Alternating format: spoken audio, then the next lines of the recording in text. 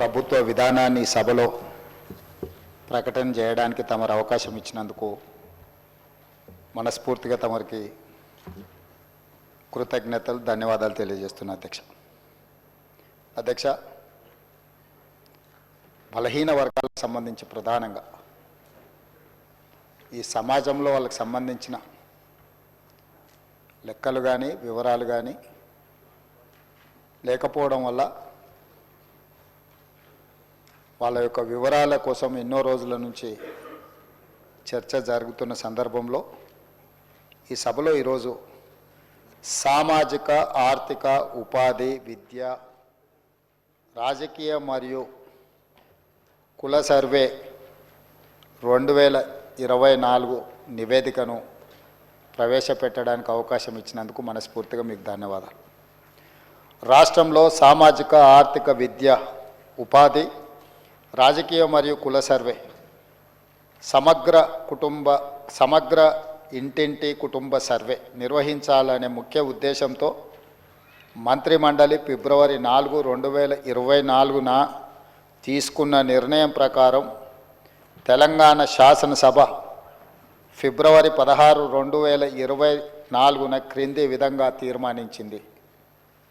వెనుకబడిన తరగతుల, షెడ్యూల్డ్ కులాల, షెడ్యూల్డ్ తెగల మరియు మిగతా బలహీన వర్గాలకు చెందిన ప్రజల అభ్యున్నతి నిమిత్తం వివిధ సామాజిక ఆర్థిక విద్యాపరమైన ఉపాధి రాజకీయ అవకాశాల ప్రణాళికలను రూపొందించి అమలు పరిచేలా తెలంగాణ మంత్రివర్గము 4, 2024 తేదీన చేసిన సిఫార్సు మేరకు తెలంగాణ రాష్ట్రమంతటా సామాజిక ఆర్థిక విద్యాపరమైన ఉపాధి రాజకీయ కుల సర్వే కులగణన ఒక సమగ్ర ఇంటింటి కుటుంబ సర్వేను చేపట్టాలని సభ ఏకగ్రీవంగా తీర్మానించింది.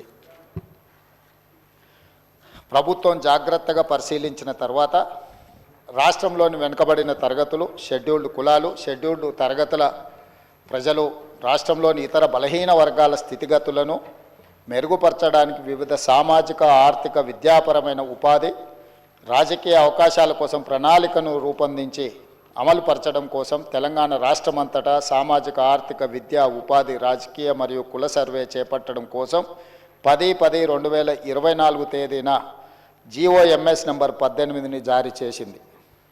అధ్యక్ష, ప్రభుత్వం 19/10/2024 తేదీన 122/Cabinet/A2/2024 మెమో ద్వారా సామాజిక విద్య ఆర్థిక ఉద్యోగ రాజకీయ మరియు కుల సర్వే నిర్వహణను పర్యవేక్షించేందుకు గౌరవ నీటిపారుదల మరియు CAD ఆహార మరియు పౌర సరఫరాల మంత్రివర్యులు శ్రీ N.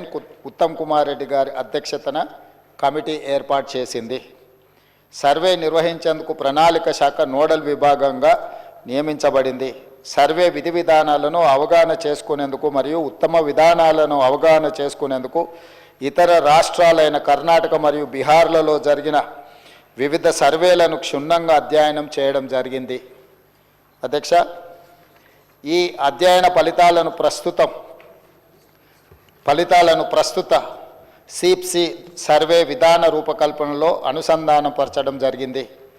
వివిధ ప్రజా సంఘాలు, సామాజికవేత్తలు, మేధావులు, ఇతర స్టేక్ హోల్డర్ల అభిప్రాయాలను పరిగణలోకి తీసుకొని ఈ క్రింది సర్వే షెడ్యూల్ని రూపొందించడం జరిగింది. అధ్యక్ష, A. House listing schedule, B. Survey schedule, C. ఎన్యూమరేటర్లకు మార్గదర్శకాలు, సర్వేలో సేకరించిన సమాచార రకాలు. సర్వే ఫారంలో మొత్తం 57 ప్రశ్నలు ఉండగా అదనపు ఉప ప్రశ్నలతో కలిపి మొత్తం 75 ఫీల్డ్లో సామాజిక ఆర్థిక విద్య ఉపాధి రాజకీయ మరియు కుల అంశాలకు సంబంధించిన సమాచారం సేకరించబడింది. సర్వే విధానం మరియు ప్రణాళిక రాష్ట్రంలోని ప్రతి జిల్లాను 150 కుటుంబాలతో కూడిన ఎన్యూమరేషన్ బ్లాక్గా అదే విభజించబడింది. తద్వారా 94,261 ఎన్యూమరేషన్ బ్లాక్లను ఏర్పాటు చేయడం జరిగింది. ప్రతి ఎన్యూమరేషన్ బ్లాక్కి ఒక ఎన్యూమరేటర్ను మరియు ప్రతి 10 మంది ఎన్యూమరేటర్లకు పర్యవేక్షించడానికి ఒక సూపర్వైజర్ను నియమించడం జరిగింది. అధ్యక్ష, తద్వారా రాష్ట్ర వ్యాప్తంగా 1,03,889 ఎన్యూమరేటర్లను మరియు సూపర్వైజర్లను నియమించడం జరిగింది. క్షేత్రస్థాయిలో సర్వే, సామాజిక ఆర్థిక ఉపాధి విద్య రాజకీయ మరియు కుల సర్వే 2024 నవంబర్ 6న హౌస్ లిస్టింగ్తో ప్రారంభమైంది.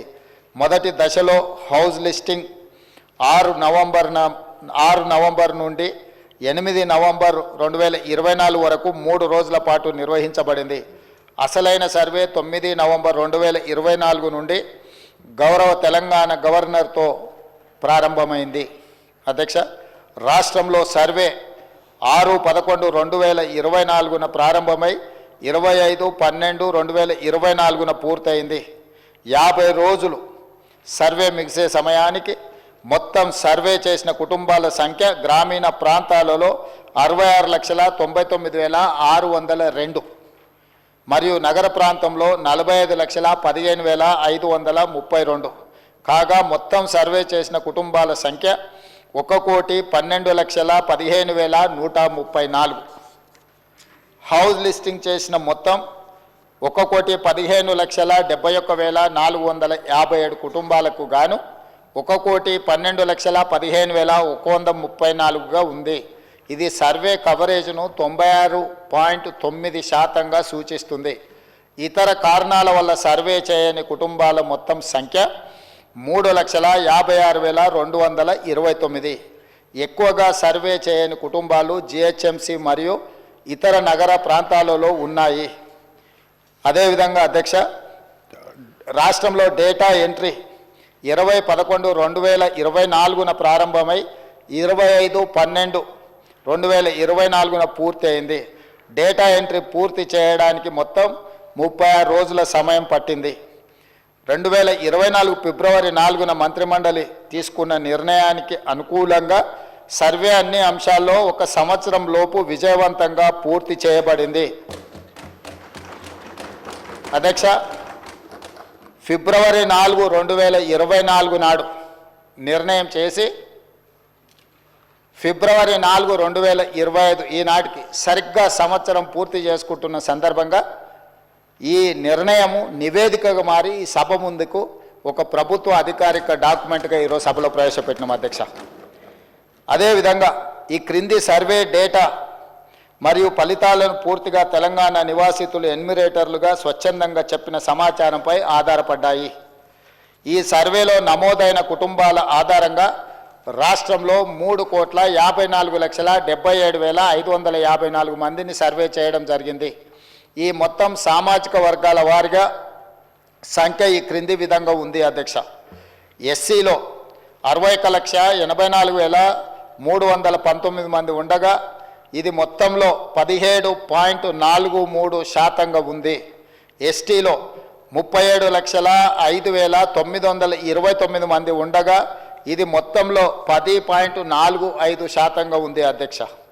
బీసీ ముస్లిం మైనారిటీ మినహా 1,64,09,179 ఉండగా ఇది మొత్తంలో 46.25% ఉంది అధ్యక్ష.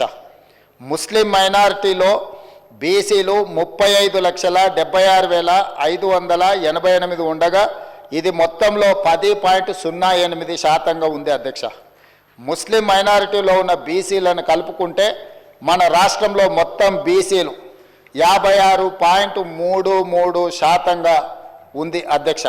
రాష్ట్రంలో ఈరోజు ప్రభుత్వం అమలు చేస్తున్న బీసీ రిజర్వేషన్లు ABCDE ఈ అన్ని గ్రూప్లలో 56.33% ఈరోజు బీసీ జనాభా ఉన్నదని చెప్పి నివేదిక మనకు తెలుపుతున్నది అధ్యక్ష. ముస్లిం మైనారిటీలో ఓసీలు 8,80,424 ఉండగా ఇది మొత్తంలో 2.48% ఉంది. ముస్లిం మైనారిటీలో మొత్తం 44,57,012 మంది ఉండగా ఈ మొత్తంలో 12.56% మైనారిటీ జనాభా ఉంది అధ్యక్ష. ఓసీలు 47,21,115 ముస్లిం మైనారిటీలు మినహా ఉండగా ఇది మొత్తంలో 13.31% ఉంది అధ్యక్ష.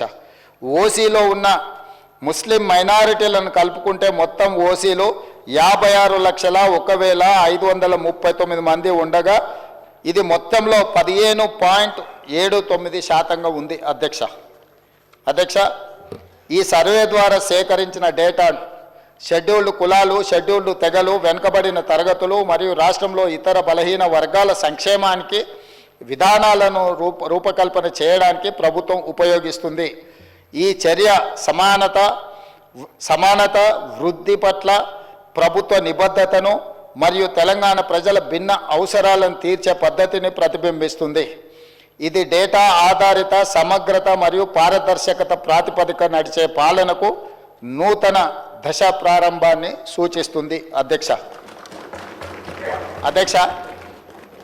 తమరికి తెలుసు అధ్యక్ష, ఈ దేశంలో బలహీన వర్గాలు, అది హిందువులకు సంబంధించిన బలహీన వర్గాలు కావచ్చు, ముస్లిం మైనారిటీలలో ఉన్న బలహీన వర్గాలు కావచ్చు, మొదటి నుంచి కాంగ్రెస్ పార్టీ, తెలంగాణ ప్రభుత్వం 50% పైగా జనాభా ఉన్నారని మనం వివిధ సందర్భాలలో చర్చించుకున్నాం, వివిధ సందర్భాలలో మాట్లాడుకుంటున్నాం.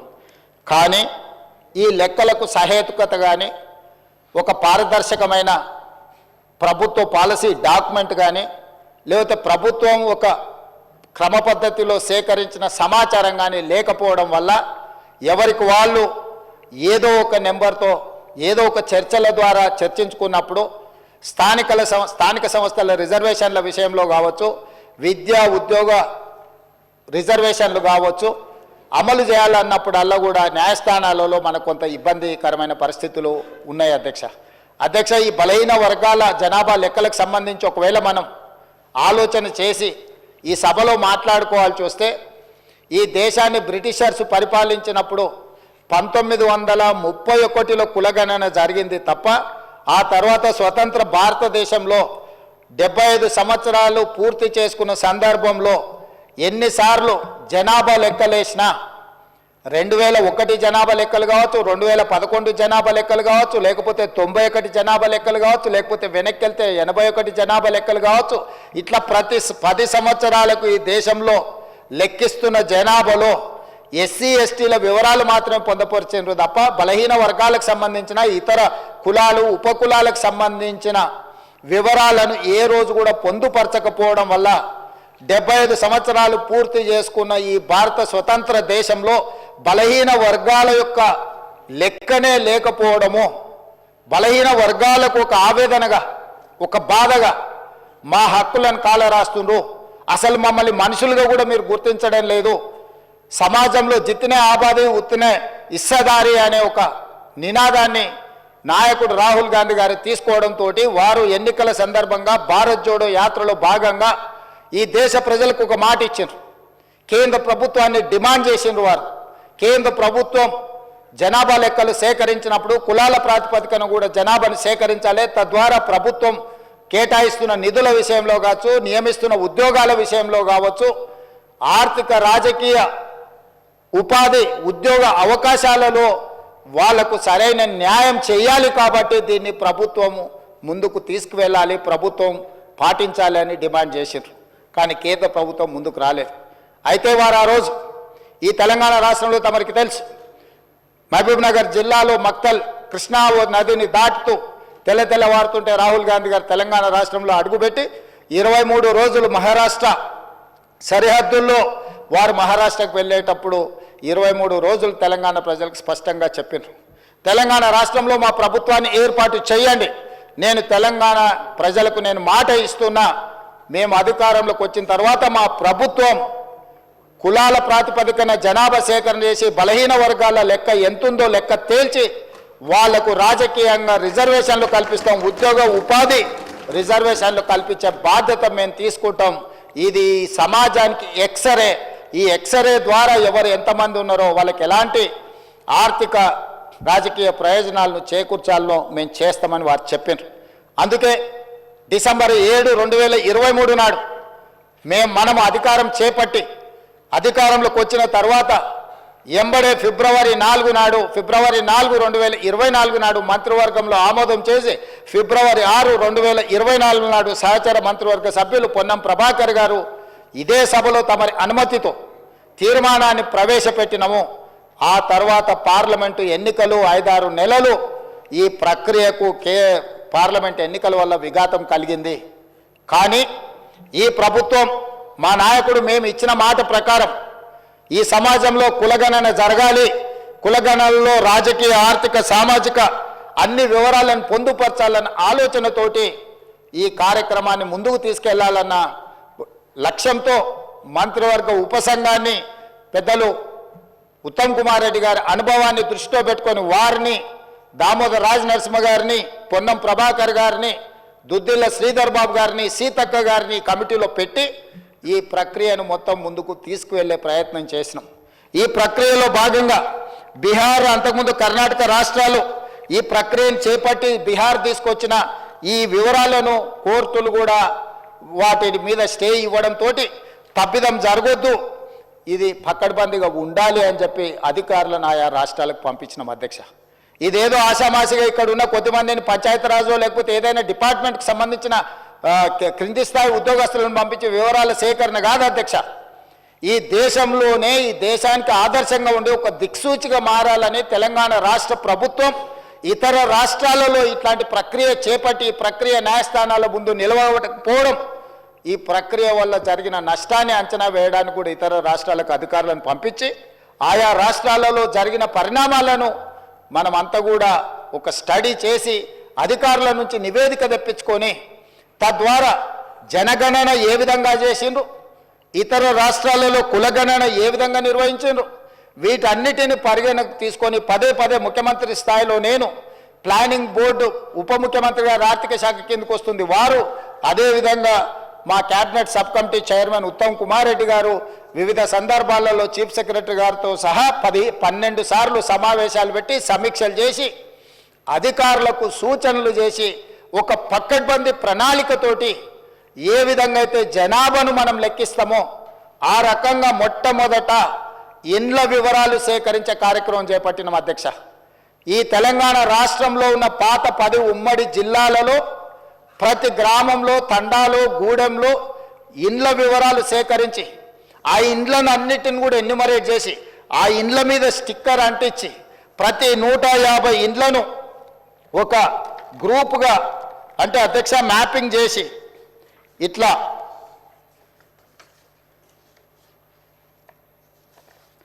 ప్రతి ఇంటిని కూడా ప్రతి ఇంటికి స్టిక్కర్ అంటించి ప్రతి 150 ఇండ్లను ఇట్లా మార్కింగ్ చేసి ఈ రకంగా 150 ఇండ్లను ఒక యూనిట్ కింద ఒక బ్లాక్ కింద గుర్తించి ప్రతి యూనిట్ని ఈరోజు నేను ఇంతకుముందు చెప్పినట్టు 94,000 పైచిలకు యూనిట్లుగా గుర్తించి వీటి ప్రతి ఏరియాకు ఒక్కొక్క ఎన్యుమరేటర్ని ఇచ్చేసి ఈ 150 ఇండ్లను రోజుకు 8 నుంచి 10 కంటే ఎక్కువ చేయకూడదు. ఎందుకంటే 10 కంటే ఎక్కువ చేస్తే వాళ్ళు తొందరపాటులో హడావిడిగా చేయాలన్న నిర్ణయంతో వాళ్ళు తప్పర్లు జరగడానికి అవకాశం ఉంటుందని చెప్పి వివిధ డిపార్ట్మెంట్లకు సంబంధించిన వాళ్ళు teachers, agriculture extension officers, anganwadi teachers, IKP, ఏపీఎంలు, bill collectors and assistant bill collectors, ward officers, Indira Kranti పథకం book keepers, chairman, environment engineers, Panchayati Raj secretary, junior assistant, record assistant, typist, work inspector, ఇట్లా ప్రభుత్వంలో ఉన్న వివిధ శాఖలకు సంబంధించిన అధికారులను ఈరోజు మనం వాళ్ళందరినీ పెట్టి ప్రతి ఇంటికి ఇలాంటి స్టిక్కర్ను అంటించిన అధ్యక్ష. మొదటి 3 రోజులు ఈ రాష్ట్రంలో ఉన్న అన్ని గృహాల యొక్క వివరాలను సేకరించి ఆ వివరాలన్నిటిని కూడా ప్రతి ఒక్కరి ఇంటికి ఇట్లా స్టిక్కర్ అంటించి ఫస్ట్ ఇండ్లను గుర్తించడం జరిగింది అధ్యక్ష.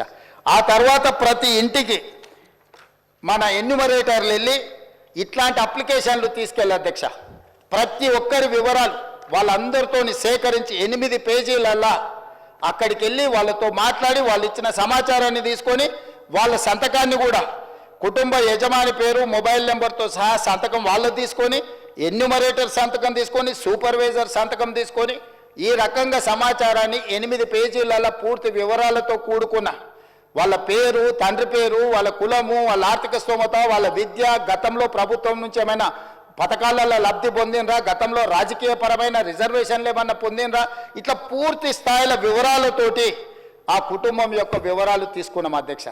ఇవన్నీ మాన్యువల్గా సేకరించి 76,000 మంది డేటా ఎంట్రీ ఆపరేటర్స్ని పెట్టి ఏ ఎన్యూమరేటర్ అయితే 150 ఇండ్లకెళ్ళి చేసిండో అతనే డేటా ఎంట్రీ ఆపరేటర్ దగ్గర కూర్చొని ఒక్కొక్క పేజీ తీసి కంప్యూటరీకరణ చేపించి పూర్తిగా ఈ డేటానంతా కూడా 76,000 మంది డేటా ఎంట్రీ ఆపరేటర్లు 36 రోజులు కష్టపడి ఈ మొత్తం అంతా కూడా క్రోడీకరించింది అధ్యక్ష ఈరోజు ఇంత పకడ్బందీగా ఇందులో ఉండే పని చేసే వాళ్ళకు కూడా ఉద్యోగస్తులకు కూడా వాళ్ళకు ఒక బుక్లెట్ అధ్యక్ష రాష్ట్ర స్థాయిలో ఎన్యూమరేటర్లకు శిక్షణ ఇచ్చినాం, ఆ తర్వాత జిల్లా స్థాయిలో సూపర్వైజ్ చేసే వాళ్ళకి శిక్షణ ఇచ్చినాం, ఆ తర్వాత మండల స్థాయిలో పనిచేసే వాళ్ళకి ఇచ్చినాం, ఆ తర్వాత ప్రతి 150 ఇండ్లకు వెళ్ళే వాళ్ళకు కూడా శిక్షణ ఇచ్చి ఎక్కడ తప్పు జరగకుండా ఎలాంటి ఇబ్బంది జరగకుండా వాళ్ళకు ఒక బుక్లెట్ ఇచ్చి ఒక మాన్యువల్ అంటే గైడ్ లైన్స్ లాగా ఒక పుస్తకం ఇచ్చి అధ్యక్ష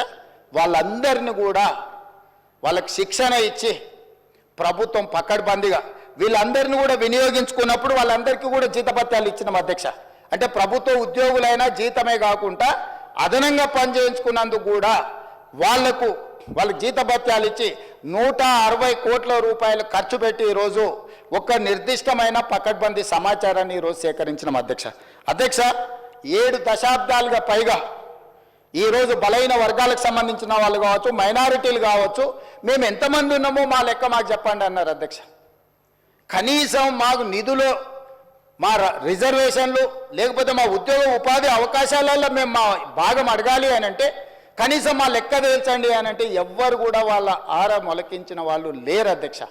అందుకే ఈరోజు ఈ ప్రభుత్వం స్పష్టంగా నిర్ణయం తీసుకొని ఇది ఒక చారిత్రాత్మకమైన నిర్ణయం, రేపు సమాజం యొక్క అభివృద్ధికి ఇది ఒక దిక్సూచిగా ఒక మోడల్ డాక్యుమెంట్గా మారుతుందని చెప్పి ఈరోజు ఒక పకడ్బందీ ప్రణాళికతో చర్య తీసుకున్నాం అధ్యక్ష. అందుకే ఈరోజు కమిషన్ ఇచ్చిన నివేదికను క్యాబినెట్ సబ్ కమిటీ స్వీకరించి ఈరోజు ఉదయం క్యాబినెట్లో దాన్ని చర్చపెట్టి క్యాబినెట్లో ఆమోదింపజేసి ఈరోజు ఈ సభలో ప్రకటన చేస్తున్నాం అధ్యక్ష. ఎందుకంటే దీనికి పూర్తి స్థాయిలో చట్టబద్ధత కల్పించాలి. రేపటి నుండి ఈ నివేదిక రాష్ట్ర ప్రభుత్వం అమలు చేయబోయే సంక్షేమ పథకాలకు, అదేవిధంగా అభివృద్ధి కార్యక్రమాలకు, ఉద్యోగ ఉపాధి అవకాశాలకు, రాజకీయ వాళ్ళ అవకాశాల కోసం ఈరోజు ఈ నివేదిక పనిచేయాలన్నది ప్రభుత్వం యొక్క లక్ష్యం అధ్యక్ష. అందుకే ఈరోజు 46.25% ఉన్న బీసీలు ఏబిసిడి, అదేవిధంగా ఈ గ్రూప్లో ఉన్న ముస్లిం మైనారిటీ బీసీలు ఏదైతే 10.08 ఉందో మొత్తం 56% పైగా ఉన్న బీసీలందరికీ కూడా ఈ రాష్ట్రంలో సముచితమైన గౌరవము స్థానము కల్పించాలన్న ఆలోచనతోటి ఈరోజు ఈ ప్రభుత్వం ఈ నిర్ణయం తీసుకొని ముందుకు వచ్చింది అధ్యక్ష. కాబట్టి ఈ సభలో సభ్యులందరినీ ప్రభుత్వం ఒక మంచి కార్యక్రమాన్ని తీసుకొచ్చి ప్రజలకు అందుబాటులో పెట్టినందుకు ఈరోజు అందరూ సభలో ఉన్న వాళ్ళందరూ కూడా ఈ ప్రభుత్వాన్ని రాజకీయాలకు అతీతంగా అభినందించాల్సిన అవసరం ఉన్నది. మంత్రివర్గ ఉపసంఘాన్ని, అదేవిధంగా అధికారులు, అదేవిధంగా సూపర్వైజ్ చేసిన వాళ్ళు, ఎన్యూమరేటర్లుగా పనిచేసిన వాళ్ళు రాత్రి మగళ్ళు కష్టపడి ఇది ఒక దిగ్విజయమైన కార్యక్రమంగా దేశానికే ఆదర్శంగా నిలబడే ఒక కార్యక్రమాన్ని, ఒక బాధ్యతను నెరవేర్చింది. కాబట్టి ఈ తమరి ద్వారా సభలో ఉన్న సభ్యులందరినీ ఈ మొత్తం కార్యక్రమంలో పాల్గొన్న వాళ్ళని అందరినీ కూడా అభినందించాల్సిందిగా కోరుతున్నా. మీరందరూ పెద్ద ఎత్తున చప్పట్లతో వాళ్ళందరినీ అభినందించాలని తెలియజేస్తూ తమరి దగ్గర సెలవు తీసుకుంటున్న అధ్యక్ష. గౌరవ మంత్రివర్యులు పొన్నం ప్రభాకర్.